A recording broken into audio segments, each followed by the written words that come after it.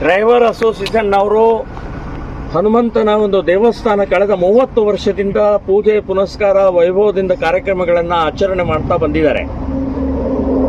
ನಿನ್ನೆ ರಾತ್ರಿ ಮೊಹಮ್ಮದ್ ಜಾಫರ್ ಅನ್ನುವಂಥ ಒಬ್ಬ ಕಿಡಿಗೇಡಿ, ಒಬ್ಬ ಹಿಂದೂ ದ್ರೋಹಿ, ಒಬ್ಬ ದೇಶದ್ರೋಹಿ, ಸೊ ಅಂಥವನು ರಾತ್ರಿ 9:30 ನಂತರ ಹೋಗಿ ಉಚ್ಚವೈದಿದೆ ನಮ್ಮ ಹನುಮಂತನ ದೇವಸ್ಥಾನದ ಒಳಗಡೆ ಹೋಗಿ.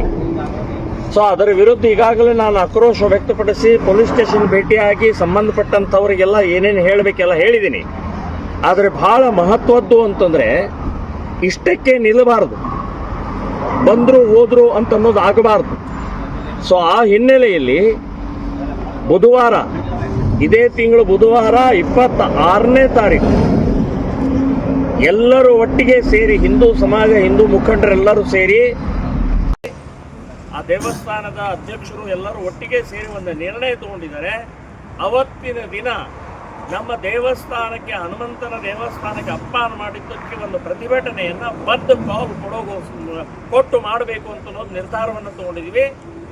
ಎಲ್ಲ ವ್ಯಾಪಾರಸ್ಥರು, ಎಲ್ಲ ಆಟೋ ಚಾಲಕರು, ಎಲ್ಲ ನಮ್ಮ ಏನೇನು ನಮ್ಮ ಹಿಂದೂಗಳಿದ್ದಾರೆ ಸಂಘಟನೆಯವರು, ಮಹಿಳಾ ಸಂಘದವರು ಎಲ್ಲರೂ ಕೂಡ ಇದರಲ್ಲಿ ಭಾಗವಹಿಸಬೇಕು. ಬಂದ ಕಾಲ್ಗೆ ಅತ್ಯಂತ ಯಶಸ್ವಿಯಾಗಿ ಮಾಡಿ ನಮ್ಮ ಆಕ್ರೋಶ, ನಮ್ಮ ಸಿಟ್ಟು, ನಮ್ಮ ಪ್ರತಿಭಟನೆಗೆ ಬೆಂಬಲಿಸಬೇಕು ಅಂತನ್ನುವಂಥದ್ದು ತಮಗೆಲ್ಲರಿಗೂ ಕೂಡ ವಿನಂತಿಯನ್ನು ಮಾಡ್ತೀನಿ. ಇದರಲ್ಲಿ ಜಾತಿ, ಇದರಲ್ಲಿ ಪಕ್ಷ, ಇದರಲ್ಲಿ ಭೇದ, ಇದರಲ್ಲಿ ಹೆದರಿಕೆ ಇರಬಾರ್ದು. ಹೆದರ್ಕೊಂಡ್ರೆ ಇವತ್ತು ನಮ್ಮ ದೇವಸ್ಥಾನ, ನಾಳೆ ನಿಮ್ಮ ಮನೆ ಒಳಗೆ ಬಂದು ಉಚ್ಚ ಒಯ್ತಾರೆ, ಹೇಳ್ತಾರೆ ಅಂತ ನೆನಪಿಟ್ಕೊಳ್ಳಿ ಹಿಂದೂಗಳೇ. ಈ ರೀತಿ ಹೆದರಿ ಹೆದರಿ ಹೆದರಿ ಹೆದರಿ ಸಾಯ್ತಾ ಇದ್ದೀವಿ.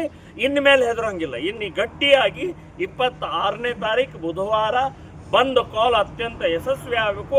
ಹಳ್ಳಿಗಳೆಂದು ಕೂಡ ಯಾರೂ ಬರಬಾರ್ದು. ಹಂಗೆ ನಾವೆಲ್ಲರೂ ಕೂಡ ಜಾಗೃತರಾಗಿ ಇರಬೇಕು ಅಂತನ್ನುವಂಥದ್ದು ನಾನು ವಿನಂತಿ ಮಾಡ್ತಾ ಇದ್ದೀನಿ. ಜೈ ಶ್ರೀರಾಮ್.